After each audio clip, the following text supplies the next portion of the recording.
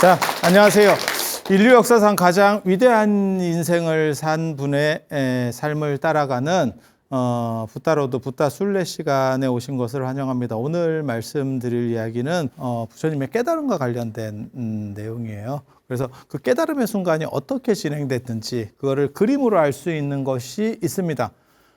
우리나라에만 있는 그림이 다른 나라에는 이런 그림들이 없어요. 그래서 우리나라에만 있는 그림이 삼장보살도라고 하는 게 있어요. 천장보살, 지지보살, 지장보살. 그래서 무엇을 하는 그림이냐면 수륙제나 이런 대형 천도제를 할 때 쓰는 그림입니다. 그래서 천지, 명양, 수륙 이렇게 천지, 하늘과 땅, 명양, 살았거나 죽었거나 수륙, 물이거나 묻히거나 관계없이 모든 에브리바디 전부를 다 천도해서 원을 풀어주겠다. 좋은 곳으로 보내주겠다라고 하는, 그래서 그 천지, 명양, 수륙을 1대1로 대응하는 게 천장보살, 지지보살, 지장보살. 이렇게, 그래서 삼장보살도라는 그림이 있고, 그 다음에 또 하나가 이게 팔상도 풀 세트는 사실은 우리나라만 존재하는 그림이 한 20여 종 정도가 있습니다. 그래서 부처님의 생애를 8개로 나누고 도솔레이상, 비랑강생상, 사문유관상, 유성출가상, 그 다음에 설산수도상, 수화항마상, 노건전법상, 쌍림열반상. 그 중에 수화항마상, 나무 아래서 마왕을 항복시켰다. 마왕 파수는 항복시켰다. 그게 수화항마상이에요. 그 나무라고 하는 건 보리수. 지난 시간에 말씀드렸지만 피팔라수고, 그 이제 부처님께서 깨달음을 얻으시고 나서 보리수가 되는 거고, 그 보리수 옆에 큰 절이 하나 생기고 탑이 생기는 거죠. 보리수가 이렇게 있습니다. 나중에 이 사진들 다 보여드릴 거예요. 이 보리수 어떻게 생겼는지. 그리고 부처님이 요 밑에 이제 쿠샤라고 하는 풀을 깔고 여기서 이제 동쪽을 보고 깨달음을 딱 얻으시는 거예요. 새벽에. 계명성, 샛별 금성입니다. 금성을 딱 보고, 그러니까 금성이 떴다라고 하는 거는 새벽이에요. 금성은 궤도 20율이라는 게 있어요. 그러니까 지구와 기울기 관계 때문에 해질녘하고 해 뜰 때 보여요. 그리고 한밤이나 이런 때 안 보여요. 그리고 되게 밝아요. 제가 찾을 수 있는 별자리 북두칠성, 카시오페아, 금성. 금성이 유난히 반짝여. 이게 마치 별들 중에서 다이아몬드 같은 느낌이에요. 여러분들이지. 유난히 반짝여. 유난히 반짝여. 그래서 그렇게 깨달음을 얻으시는 이 나무가 보리수, 피팔라수고, 그 옆에 여기를 이제 부처님 깨달으신 자리를 금강보좌라 그래요. 금강보좌. 금강같이, 금강은 다이아몬드 아닙니다. 가장 단단한 금속을 금강이라 그래. 가장 단단한 금속. 금속 중에 제일 단단한 금속이 뭐예요? 뭐야? 텅스텐? 텅스텐 어때? 티타늄. 텅스텐보다 아마 티타늄이 더 단단할 거예요. 그리고 이제 만화나 안 그러면 저기 영화에 보면 뭐 비브라늄 이렇게 마블 영화 이런 거 보면 뭐 비브라늄 뭐해서 뭐 나오죠. 그런 식으로. 그래서 최강의 단단한, 이거 금강을 다이아몬드라고 하시면 안 돼. 다이아몬드는 이 시기에 없습니다. 존재는 하지만 가공될 수 없었기 때문에 단단한 돌일 뿐이지, 단단한 유리 같은 그런 거지 가치가 없는 거예요. 그래서 제가 전에 말씀드렸잖아. 루비나 사파이어가, 보석의 왕은 루비야. 다이아몬드가 나온 지는 얼마 안 된 거예요. 다이아몬드가. 왜? 가공할 수가 없었어. 그리고 백금도 최근에 들어서 사실은 뜬 금속이 백금이에요. 여러분이 생각하는 것처럼 백금이 금보다 더 비싼 거 아닙니까? 매장량이 금보다 적어요.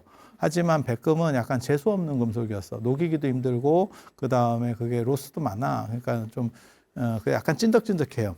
그래서 아마 금 같은 게 8,900도면 녹을 거고, 백금 정도는 1,200도 이상 올라가야 녹아요. 그래서 그게 큰 차이가 아닌 것 같죠? 요즘은 큰 차이 아닙니다. 요즘은 맞아요. 하지만 800도하고 1200도는요, 이거 기술이 다른 거예요. 그래서 1200도를 끌어올리면 자기가 만들어지는 거예요. 그 밑으로 가면 도기가 만들어지는 거예요. 그래서 이게 끌어올릴 수 있는 이게 달라요. 그래서 백금을 재련을 제대로 못했었어요. 그래서 금강같이 단단한 보자, 보배로운 좌대. 예, 그래서 거기는 우주 수륜, 아니 풍륜, 수륜, 지륜이 있는데 이 세 개의 바퀴가 이렇게 층으로 시루떡처럼 돼 있어요. 이 땅이, 예, 땅이 풍륜, 수륜, 지륜. 근데 요 금강부자 자리는 여기에 밑에까지 딱 연결되어 있어서 어떠한 상황에서도 흔들림이 없대. 지진이 발생하지 않는 지진 안전지대래요. 그렇게 나와. 구사론, 아비달마 구사론 이런 데 보면 그렇게 나와요. 그래서 저 자리가 어떻게 보면 이 세계의 배꼽 같은 자리다. 라고, 그러니까 가장 메인 핵심 자리다. 그건 이제 부처님의 깨달음이 완전하다. 뭐 이런 걸 강조하면서 나온 이야기일 거예요. 그리고 요 옆에 이제 탑을 이렇게 쌓았지. 탑을 쌓았지. 이게 마하보디 대탑. 마하보디 대탑. 그리고 그건 수미산을 상징해요. 그래서 가보시면 여기 네 군데가 이렇게 돼 있죠. 수미산이 꼭대기에 네 군데가 이렇게 솟아 있고 가운데가 이렇게 막 그런 거 있습니다. 나중에 제가 사진 보여드리면서 말씀을 드릴게. 대충. 그리고 여기를 뭐라고 얘기하냐면 지금은 사람들이 자꾸 붓다가의 마하보디 대탑 이렇게만 얘기하는데 저거는 원래는 금강보자사라 그랬어요. 금강보자사. 그래서 인도에 4대 사찰이 있어. 비크라마실라 사원, 그 다음에 나란다 사원, 오란다 푸티 사원, 그 다음에 금강보자 사원. 이 네 군데가 4대 사원이에요. 우리는 삼보 사찰인데요. 한국 사람들은, 동아시아 사람들은 3을 좋아하고요. 인도는 4를 좋아합니다.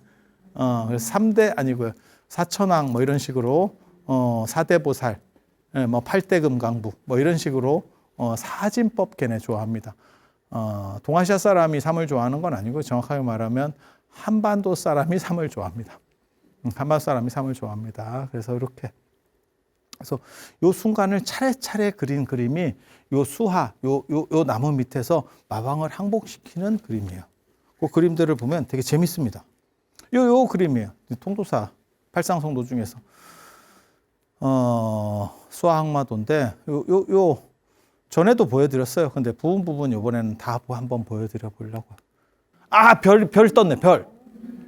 별이 떠서 지금 아닙니까? 뭐 이러면서 지금, 동쪽을 향해서 지금 나무 밑에 이 보리수, 이렇게 탁 하고, 다 앉아 계시는, 보이죠? 이 시작이에요, 시작. 이 경기 시작. 딱 이제, 폼을 딱 잡으시고, 여기 길상초 깔았네, 길상초. 불 보입니까? 길상초. 자, 그 다음에 부처님께서 지금 이 보리수 밑에서 이렇게 계시는 거예요. 이렇게 계시는 거예요. 그래서 깨달음을 얻으려고 탁 했더니 요 밑으로 이렇게 지금 폭포같이 이렇게 내려갔거든. 여기가 마왕궁이에요. 마왕궁. 나쁜 놈들이 저기 있는데 마왕이 되게 좋은 겁니다. 마왕하고 악마는 달라요. 제가 계속 그런 얘기를 해드리는데 불교의 마왕은 되게 좋은 겁니다. 불교의 마왕은 뭐에 해당하는 거냐면 우리도 그런 거 있었어요. 우리가 IMF를 겪으면서 굉장히 많은 고통을 받았었잖아. 근데 그거 책임진 사람도 없었고요, 별로. 그 다음에 그때 돈 번 사람도 되게 많아요. 그런 사람들이 마왕입니다. 그러니까 악마가 있고 마왕이 있어요. 마왕은 천상에 살아요. 천상에. 네, 천상에. 그래서 제가 그런 얘기 하는데 악마는 어떤 사람이라고 보면 되냐면 약간 그 조폭 같은 그런 사람들 있잖아요. 좀 상태 떨어지는 사람들. 뭐 그런 게 이제 악마. 그래서 요 악마 쪽은 기독교 전승에서는 루시퍼 이런 거는 지옥. 그다음에 단테의 신곡이나 보면 맨 밑에 루시퍼가 이렇게 굴르고 있어요. 지옥 맨 밑에서 이렇게. 마왕은 천상에 삽니다. 천상에 살고 무너지지 않습니다. 우리가 전 세계적으로 또 힘들었었던 게 리만 브라더스 사태. 그런 거. 진짜 그들이 망했나? 문제는 그들이 일으켰지만 고통은 우리가 받았고. 그들은 큰 문제 없이 그냥 잘 살아요. 그러니까 제가 그런 얘기 하거든. 영화나 이런 데 보면 머리 좋고, 그러니까 대형 로펌 뭐 이런 사람들이 사건에 딱 그 뭔가 터지면 그 사람들을 방어막을, 그 나쁜 사람 방어막을 쳐주기 위해서 쫙 등장을 해. 이해가 되시죠? 그런 사람이 마왕이에요. 그리고 이 사람들의 어떻게 보면 그 레벨이라고 하는 거는 최고급, 그러니까 뭐 정치나 뭐 이런 쪽에 최고급 다음에 바로 존재하는 사람들이에요. 경제인들도 뭐 이렇게 어느 정도 할 수 있고 다 할 수 있는 사람. 이해가 됩니까? 그럼 그 사람이 정의로우냐? 아니, 정의롭진 않아. 단 내 이익을 위해서 움직여. 그게 마왕이에요. 그러니까 지금도 저런 거 어떻게 보면 지금도 계속 존재하고 있는 거죠. 저런 사람들은 언제나 존재하고 있었던 사람들이에요. 공자가 저런 사람들을 뭐라고 얘기하냐면 소인이라고 얘기하거든요. 소인배들.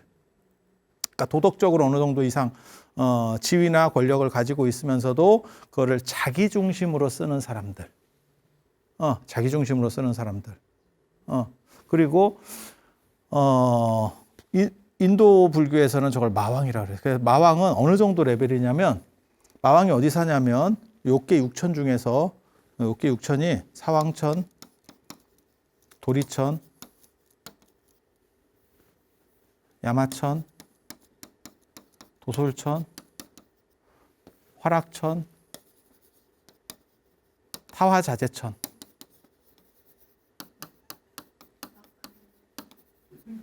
야마천에 염라대왕 살고요. 도리천에 제석천 삽니다. 마왕은 여기 삽니다. 끝발 좋습니다. 끝발 좋습니다. 그러니까 쉽게 말해서 요즘으로 말하면 누구도 건드릴 수 없는 대형 로펌을 주재하는 사람. 그리고 그 사람은 무엇을 하느냐?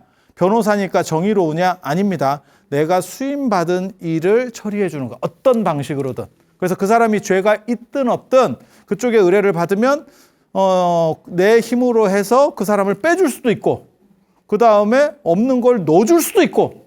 뭔 뜻인지 아시겠어요? 그게 마왕이야. 그러니까 마왕은 되게 좋은 거예요. 그래서 마왕의 레벨은 뭐라고 나오냐면 여인오장설. 여자는 5가지를 할 수가 없대. 못 된대. 그게 이제 남녀차별, 인도의 남녀차별 문화로 굉장히 안 좋은 건데 그게 뭐냐면 여성은 이거 뭐 기분 나쁘게 옛날 얘기 5가지가 못 된대. 제석천이 될 수가 없고 범천이 될 수가 없고 전륜성왕, 그러니까 뭐 징기스칸이나 알렉산더 같은 대제국을 건설하는 왕이 될 수 없고 전륜성왕이 될 수 없고 붓다가 될 수가 없고 마왕이 될 수가 없대요. 이 얘기는 뭐냐? 최고급이라는 뜻이에요. 그러니까 최고급은 여성은 못 돼라고 규정하는 데서 마왕이 들어가. 그러니까 요즘으로 치면 그런 거죠. 정치 권력 굉장히 강력한 거죠. 경제 권력 굉장히 강력한, 대형 로펌 권력 굉장히 강력한 거예요. 그래서 굉장히 인물도 좋고 집안도 좋고 사는데도 좋고 다 그런 거예요. 그래서 그거 잘 알아두셔야 돼. 그래서 부처님 깨달음을 얻으시려고 하니까 이게 이제 마왕의 궁전이에요. 마왕의 성. 마법의 성이 아니고 마왕의 성. 그래서 마왕이 이게 꿈자리가 사납지. 뭐가 좀 불길한데 뭔가 조금 안 좋은 일이 일어나는 것 같아. 그리고 자꾸 이게 조금 집이 흔들리는 것 같기도 하고 지진인가? 뭐 때문이지? 딱 판단을 해보니까 부처님 깨달음을 얻으려고. 깨달음을 얻으면 이런 쪽에 삿된 저런 신들의 세력은 줄어들고 그 다음에 정의로운 이 마왕에 상대하는 정의로운 세력 중에 하나가 제석천이에요. 그러니까 어떻게 보면 이거는 정의로운 권력, 저쪽은 약간 삿된 권력. 정확하게 말하면 삿대다기보다도 이익을 쫓는 권력. 그러니까 정이든 아니든 관계 없는 거야. 그러니까 검사는 칼을 딱 휘두르느냐? 아닙니다. 자기가 원하는 것만 기소하는 거예요. 그러니까 이 사람의 범죄가 10개가 있어. 그러면 10개를 다 거는 게 아닙니다. 그 하나만 걸고 싶으면 하나만 거는 거고, 그러니까 내가 잣대를 세게 잡히고 싶으면 11개를 걸 수도 있는 거야. 이해가 됩니까? 변호사도 마찬가지예요. 정의로운 사람이 아니에요. 내가 수임받은 거를, 그러니까 그런 영화에 보면 그런 것도 있어. 제가 저 사람을 빼주고 있는데 계속 보니까 지는 아니라고 했는데 내가 계속 조사를 하다 보니까 긴 거 같아. 그러니까 이 사람이 갈등을 일으켜. 돈은 받았는데, 의뢰는 받았는데, 그러니까 보통 변호사한테는 정직하거든? 왜? 최대한 정보를 많이 줘야 이 사람이 이길 거 아니에요. 그 정보를 받는 과정에서 이놈인가? 이 생각이 드니까. 그래서 내가 이거를 계속 진행을 시켜가야 되느냐 말아야 되느냐. 사실 그런 영화들도 있어요. 그러니까 돈이 너무 많이 줬지만 양심적으로 저런 사람을 변호하는 것이 타당하냐에 대한 논점. 나올 수 있는 거예요. 그러니까 변호사라고 정의롭다고 생각하시면 안 돼. 예. 그게 마왕이에요. 마왕. 그래서 부처님이 깨달음을 얻으면 저 마왕의 세력들이 좀 안 좋대. 그래서 출동을 하는 겁니다. 출동. 이거 안 되겠다. 저거 버릇을 고쳐놔야겠다.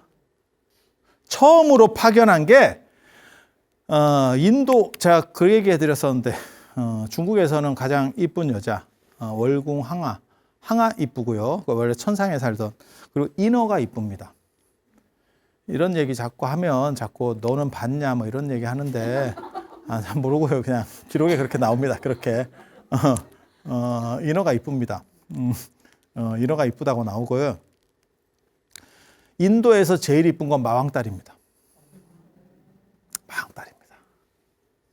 권력도 있고 힘도 좋고 집안도 좋고 그래서 마왕딸. 마왕에게 또 딸도 셋이나 있어요. 그게 얘네. 그래서 맨 처음에 마왕이 생각한 게 애들을 보내가지고 이렇게 회유하자. 딱 이렇게 하는 거예요. 그래서 미인계. 그래서 부처님한테 딱 보냈더니 부처님께서 뭐라고 말씀하시냐면 이거 딱 하고 너네가 상태가 좋은 것 같지만 실제로 너네는 결국 어떻게 보면 썩어 문드러질 그러한 시체다. 그러니까 오물이 들어있는 자루 같은 거다. 여러분도 한때 이렇게 마왕의 딸처럼 그랬지만 지금 많이 사갔잖아. 그 얘기를 딱 해주시는데 그게 어떻게 보면 무상한 거지. 화무시비롱이지. 꽃이 10일 가겠냐? 뭐 이런 거지. 그 얘기를 딱 하면서 이렇게 가르치잖아, 부처님이. 너네 그런 거야. 그러니까 얘네가 거울을 딱 보는 순간 자기 모습이 이렇게. 그래서 한 사람 얼굴을 가리고, 나는 아니에요. 뭐 이렇게. 너무 슬프지? 지금 여기 지금 거울 보는 거예요. 지금 이게 거울이에요. 이게 나라고? 이게 나라고? 이렇게. 바보. 조금 더 지나면 노안돼서 안 보인다. 그래서 노안 수술이나 백내장 수술 하시고 나서, 내 손등에 주름이 이렇게 많구나를 발견하시는 분들이 있어요. 그 이야기야. 그러니까 그러니까 이제 내 딸들이 졌어. 쉽게 말해서 안 돼. 예. 그래서, 이제 내가 직접 나서야겠다. 그래서 군대들을 데리고 이게 머리 3개 달린 게 마왕이에요. 딱 코끼리 위에. 이게 코끼리입니다. 코끼리를 딱 타고 마왕이 내가 직접 해결하겠다. 그럼 뭐라고 쓰여 있냐면 부다는 저 시다르타는 수행자이기 때문에 군대나 이런 위력들이 움직이면 무력이 움직이면 쫄일 것이다. 그래서 쉽게 항복시킬 수 있을 것이다. 이렇게 해서 다 동원을 해서 갔대. 지금 북치고 가는 거예요. 여기 지금 딱 북치면서 쫙 가는 거야. 마왕. 얼굴이 3개입니다. 얼굴이 3개, 뭐 팔이 많다 이러면 인도에서는 다 세다는 뜻이에요. 세다. 마왕. 애들이 험상궂게 생겼죠. 막 이렇게. 그래서 여기 마왕 여기 있습니다. 지금 돌 위에 딱 앉아가지고 이게 부처님이에요. 부처님. 그래서 부처님한테 뭐라 그러냐면 조마를 할 때 그만해라. 안 그러면 바다 밖으로 던져버리겠다. 내가 너를 딱 들어가지고 너를 맺혀서 저 바다로다가 던져버리겠다. 다 이렇게 협박을 하는 겁니다. 그랬더니 부처님께서 뭐라고 말씀하시냐면 나는 됐고 수행자가 가지고 다니는 정병이 있어요. 정병. 요게 정병입니다. 물병. 조관이라고 군지라고도 하는데 그게 물병이에요, 물병. 물병을 저 바위 저 앞에다가 딱 놓고 나는 됐고 이거나 너희들이 움직일 수 있겠냐? 이렇게 하는 거예요. 그랬더니 얘네가 줄로다가 묶어갖고 그거 우리가 할 수 있습니다. 그래서 줄로 묶어서 지금 땡기는 모습입니다. 아싸 이러면서 여기 지금 막 자빠져서 막 땡기고 막 이러는 거예요. 여기 지금 이게 마왕이 이렇게 멋있게 생겼어요. 뭐 약간 이렇게 카리스마 있게. 그래서 줄로 땡겼는데 그 물병 하나도 못 땡기더라라고 하는 게, 그러니까 게임이 안 된다는 뜻이에요. 아니, 나는 됐고, 야 내가 갖고 있었던 소유했던 물병 하나 너네가 할 수 있겠냐? 나를 바다 쪽으로 던지는 게 아니고 요 조그만 물 해봐. 지금 그 얘기를 하는 거예요. 그래서 부처님이 지금 이제 깨달음을 얻으시려고 쫙 해서 지금 항마촉진으로 바뀌었잖아. 여기 보면 부처님이 지금 여기 지금 설법인이거든요. 대화하시는 거거든요. 지금 말씀하시는 거예요. 요 자세를 봐봐. 말씀하시는 거예요. 야, 그거 한번 요거나 하나 옮겨봐. 이렇게 했더니 안 됐다는 거고, 지금 여기는 깨달음을 얻으시려고 하는 거예요. 지금 이거 항마촉진으로 바뀌었잖아. 깨달음을 얻으시려고 하니까 이제 악마들에게, 저 마왕에게 어떻게 되냐, 부처님 이렇게 지금 찬탄하는 거고, 조금 뒤에 되면 이거 여기 이제 우군들이 나타나기 시작합니다. 뇌공이라고 벼락의 신입니다. 천둥의 신 토르입니다. 동아시아판 토르입니다. 그래서 북을 치잖아. 북을 치면 천둥 소리가 나는 거야. 천둥의 신이야. 천둥의 신. 근데 북을 그냥 치는 게 아니고 손으로도 치고 발에다도 껴서 동시에 4개로 치는 거예요. 다다다다다다다다 이렇게 치는 거예요. 뇌공이라고 하고, 뇌공이라고 하고, 여기 심벌주 같은 걸로 이렇게 쨍 하면 천둥이 치면서 벼락이 떨어지는 거예요. 촤 이렇게. 여기 지금 위에서 이렇게. 이거 뇌모라고 합니다. 뇌모. 벼락의 엄마. 그다음에 여기는 뇌부라 그래요. 또. 그래서 여기서도 이렇게 나오면 얘네들이 두드려 맞으면서 악마들이, 그러니까 어떻게 보면 벼락이 예전에는 제일 셌었기 때문에, 금강조도 벼락 치는 무기잖아요. 그래서 가장 셌었기 때문에 그 벼락으로다가 어떻게 보면 악마를 물리친다. 뭐 이런 대목이에요. 여기 보면 여기서 똑같아요. 여기 보면 이게 뇌공이고, 이게 이제 뇌부고, 그 다음에 이게 뇌모. 이렇게 보시면 여기 지금 이렇게 치고 있잖아. 보여요? 이 심불주 같은 경우는 저 요발이라고 그러는데 쨍 치면서 촤 에너지 빡. 여러분들 그거 모르지? 아유, 재밌다. 그래서 이런 그림이 여러 개가 있어요. 여기서도 지금 이게 막 북치고 있잖아.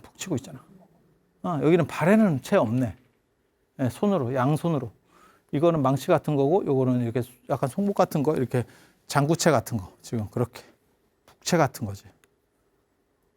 그랬더니 이렇게 해서 막 밑에서 이제 돌 같은 데 압사돼가지고, 아이고, 죽겠습니다. 절단 나는 거예요, 지금. 한쪽은 절단 났고, 한쪽은 살려주세요. 잘못했습니다. 제가 잘못했습니다. 얍삽이들. 되게 재밌어요.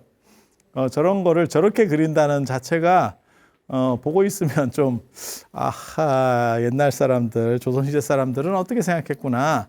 그리고 벼락이 치면 이게 벼락이 이렇게 떨어질 것 같은데, 벼락이 떨어졌더니 바위가 떨어져요. 벼락이 바위인가요? 이런 생각 잠깐 할 수 있는데,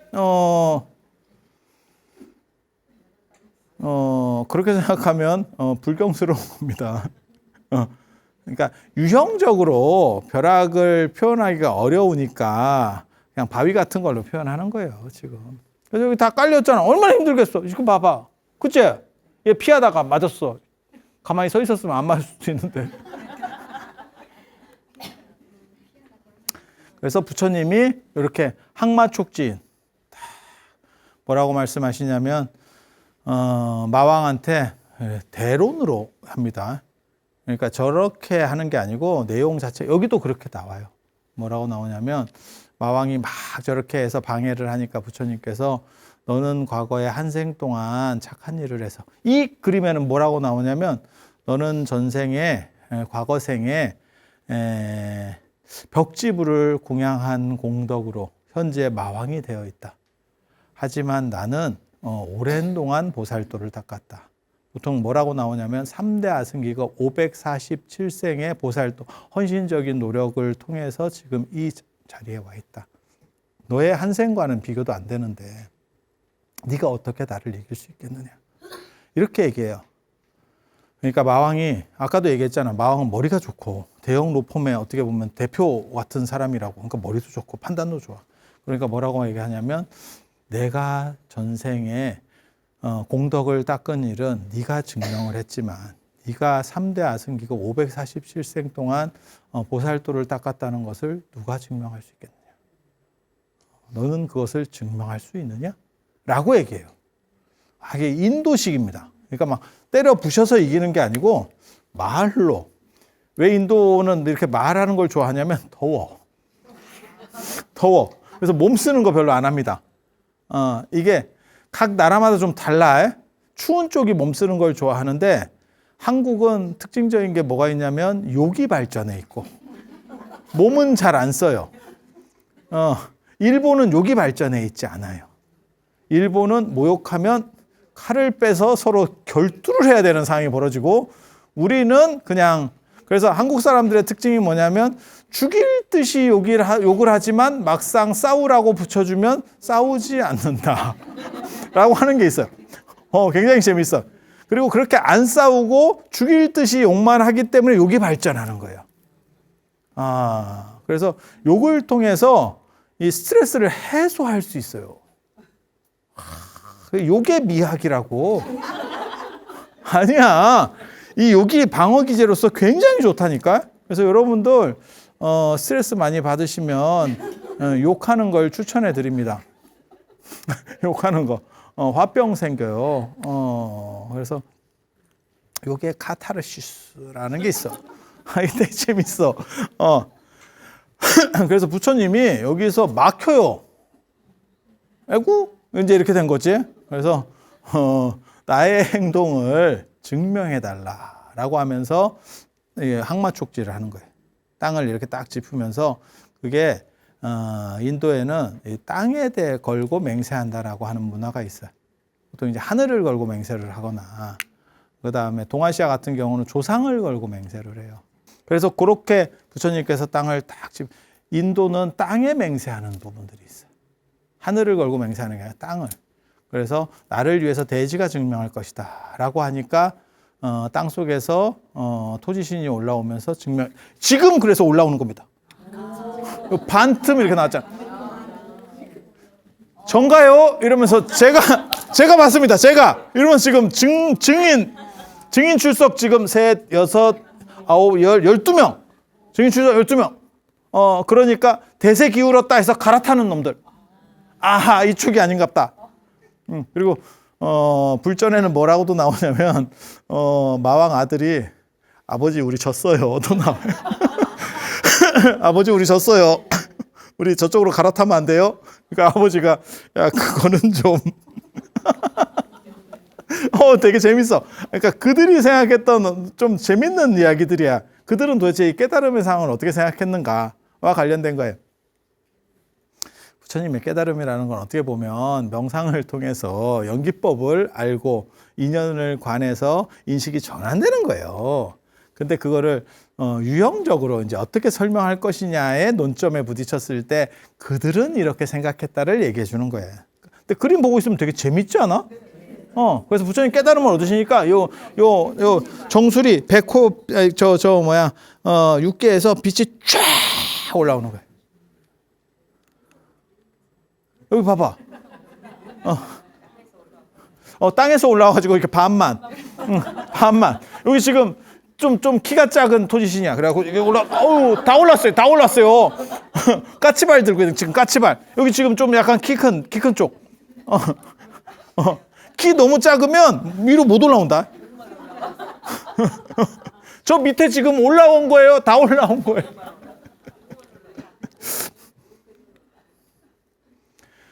요거는 이제 용문사거 다른 버전이에요. 이거 훨씬 심플합니다. 그래서 요거 이제 좀 보여드릴 거예요. 요게 이제 전체 큰 그림이고 똑같아. 스토리는 똑같아. 단지 압착돼 있어요. 그래서 부처님께서 깨달음을 얻으시려고 하니까 깨달음을 얻으시려고 하니까 요 마왕의 궁전이 뻐개지는 듯한 다 절단 났네 이런 식이 됐어요. 그러니까 야 우리 출동해야 되는 거 아니에요? 이렇게 출동입니까? 이렇게. 그래서 여기 보면 또 이게 정병이 하나 있고요. 물병. 그래서 여기 창으로 찌르려고 하는 놈들, 그 다음에 여기 이제 물병 이제 또 땡기는 놈들, 여기 보면 이제 지옥입니다. 지옥. 잘 봐봐. 여기 어떻게 됐냐면 부처님 머리에서부터 이렇게 해서 지옥으로 내려가거든. 이렇게 빛이 3줄이 내려갑니다. 되게 재밌습니다. 부처님께서 깨달음을 얻기 전에 지옥을 딱 비추니까 지옥에 있는 중생들이 저게 화탕지옥이에요. 화탕지옥. 그러니까는 팽형. 끓고 있는 물, 퐁듀. 이렇게 지금 샤브샤브. 지금 그래갖고 이렇게 하고 있다가, 부처님 빛이 쫙 비시니까 이게 시원해지면서 식으면서 그러니까, 감사합니다, 부처님. 이러면서 지금 딱 합장하고 있잖아. 근데 왜 옷을 벗고 있느냐? 탕 안에 들어가 있으니까. 탕 안에서 입으면 더 이상하지. 그래서 이렇게.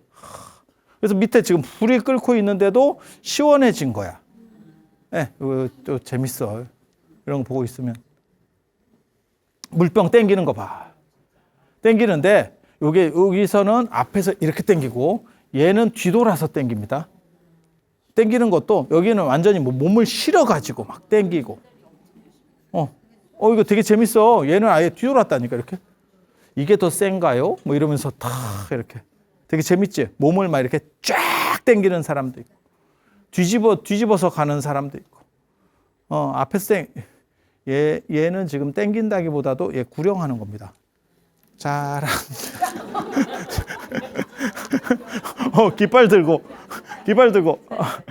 아니야, 사실은 그 줄다리기, 단체 줄다리기 해보셨어요? 단체 줄다리기에서 한 사람이 더 끄는 것보다 나가가지고 그거 맞춰주는 사람 있잖아요. 그쪽이 이깁니다.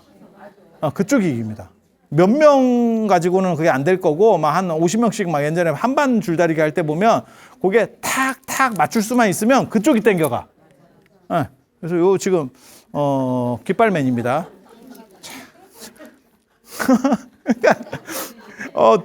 그때 당시에 조선시대 사람들에게 이런 게 있었던 거예요. 그러니까 그런 거를 지금 그린 거라니까. 그래서 물병 땡기고 있잖아. 딱 걸어가지고. 아까 설명했었던 그 얘기고요. 여기 보면 짱돌로 찍으려고. 부처님 짱돌로 찍으려고 지금 오는 거예요. 이런 그림 자세히 보고 있으면 여러분들은 이게 재밌는지 잘 모르는데 스토리를 알고 이렇게 보고 있잖아. 그러면 되게 웃겨요. 생각하는 게 아이씨 짱돌이다. 이거 되게 재밌어. 되게 재밌어. 부처님이 지금 이제 깨달음을 얻으셨잖아.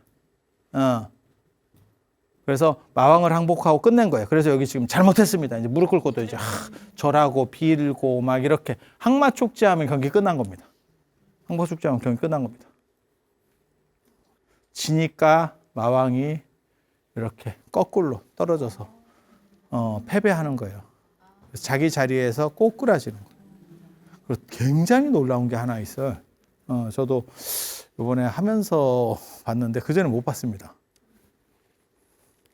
호랑이가 있습니다. 호랑이가 있습니다. 그 당시엔 호랑이가 공포의 대상이었거든. 호환마마보다 무섭다. 호랑이가 굉장히 공포의 대상이거든. 그래서 마왕편으로 호랑이.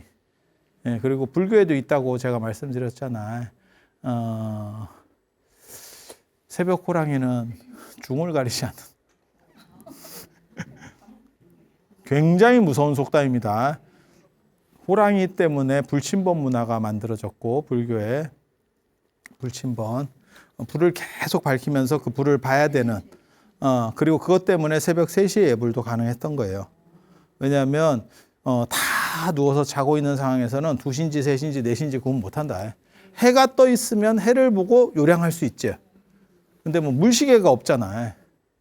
물시계는 이제 밤에도 작동할 수 있는 거고, 그래서 해가 3시에 해 안 떠요.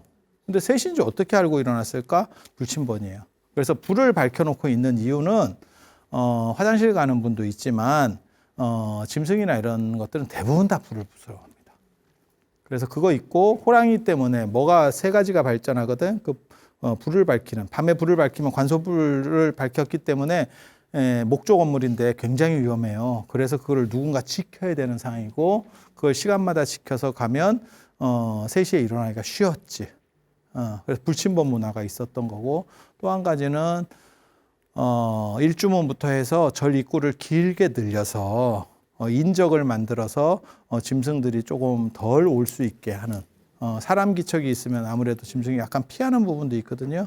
그리고 도량석이나 이런 게 되게 시끄럽게 발전해요. 그게 깨라는 것도 있지만 짐승들을 물리치는 효과도 있어요. 소리를 내서 놀래게 해서 쫓는 효과도 있어요. 그래서 호랑이와 관련된 것들이 굉장히 많아요. 그래서 제가 호랑이가 얼마나 공포스러웠으면 산신각이 2개나 있어. 절에 많은 데는. 왜? 삼성각이 하나 있고 산신각이 또 있어.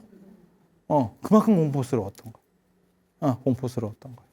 그래서 그 공포의 대상인 호랑이가 여기까지, 너네 혹시 마왕이야? 그쪽 패거리야? 그들은 물리치고 싶었던 거야. 이 호랑이를. 그 당시 스님들은. 왜? 너무 무서워. 너무 무서워. 그리고 호랑이하고 제가 예전에 그런 농담했었잖아. 호랑이하고 사자하고 싸우면 누가 이기냐. 기술 좋은 놈이 이긴다. 힘센 놈이 이긴다. 시베리아 호랑이 같은 경우는 호랑이가 이깁니다. 걔네 한 3m 되고요. 톤으로 나갑니다. 톤으로. 톤으로 나갑니다.